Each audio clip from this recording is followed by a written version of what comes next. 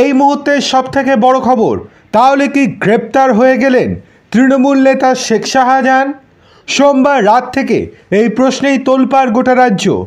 এর উত্তর আকারে ইঙ্গিতে যেন সবুজ সিগন্যাল দিয়ে দিল ইডির গোয়েন্দারা। জল্পনায় লক্ষণ রেখা টেনে সোমবার মাঝরাতে ইডির এক গোয়েন্দা আধিকারিক বলেছেন, ধরে নিন অপারেশন শেষ, বাকিটা সময় মতো জানতে পারবেন। এতেই যেন ছবি স্পষ্ট হয়ে যাচ্ছে যে পুলিশের জালে ধরা পড়ে গিয়েছে সন্দেশখালির এই বেতাজ বাদশা। ঘোষণা শুধুমাত্র সময়ের অপেক্ষা।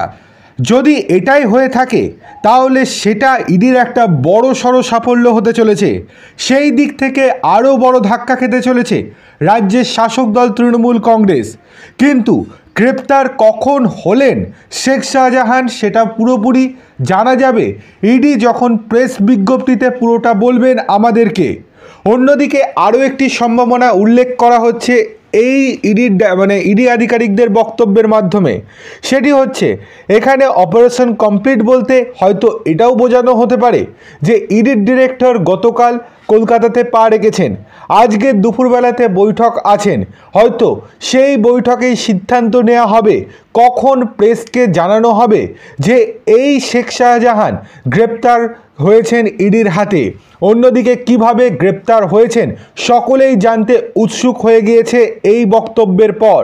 তাহলে কি ধেড়ে ইঁদুর ধরা পড়ল জালেতে?